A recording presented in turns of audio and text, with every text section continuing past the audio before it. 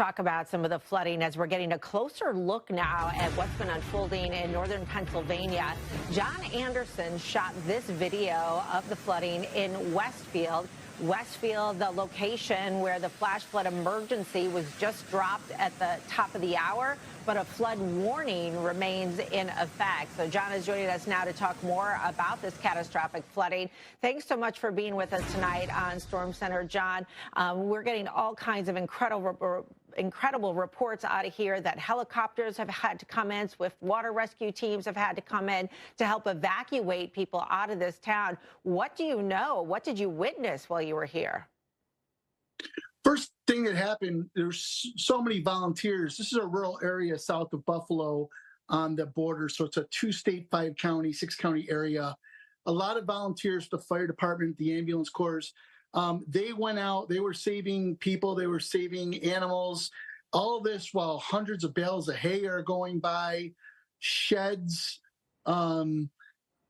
trees are uprooted. You could see a lot of debris from people's basements just going by. You knew the severity of it. Roads just started flooding so quick you couldn't pass through. But eventually, it just, like you said, it got so much, they had to bring in the military. Right now, the military's focusing on an area in Woodhull, New York. That area it's near Corning, New York. If anyone's familiar with Corning Glass, it's more toward there. So the whole area of the southern tier from Wellsville to Hornell to Corning and Canisteo got some bad flooding along with Jasper, New York. And then just over the border into Westfield, as you see from that Wellsville Sun video of the dog being rescued, which was just as dramatic as any of the humans being rescued. So there are about 80 or 90 people that were in need of rescue, from my understanding. Did you watch a lot of these rescues, and do you know if everybody got out okay? So far, I haven't had any reports of any major injuries from the flooding. A lot of it came right up. It covered cars, first floor. So it was a situation where they had to just get people out of their homes. I'm not sure about anyone who tried to drive through, if they were injured. And we're not going to get all the reports because there are a lot of Amish in this area, so they're not going to be making any phone calls, obviously. So I'm not sure how the Amish fared in this, but that's kind of the area where the helicopters are right now, are some of those Amish communities.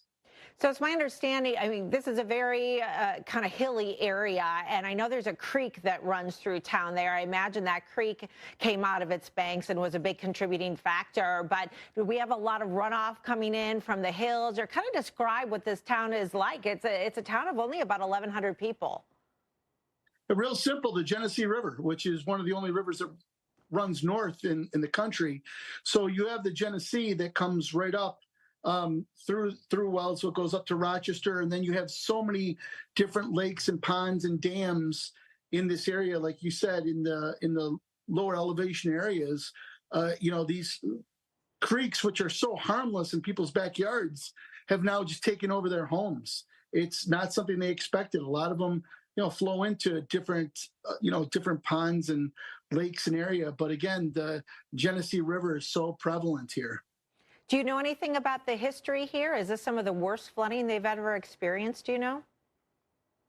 No, 1972, Hurricane Agnes took the wing off Jones Memorial Hospital in Wells. It was an iconic photo that was in Time magazine. Pretty much this whole region from Olean to Hornell was swept away in 72. Then there was another pretty bad flooding in, I believe, 96. I just remember the car dealerships being, that's always that iconic photo of the cars and the car dealerships piling up. But yeah, so it's been 25 years since this region had this bad a flood. Some of the towns have had it pretty bad. Like I just talked about Jasper. Truceburg School's been closed.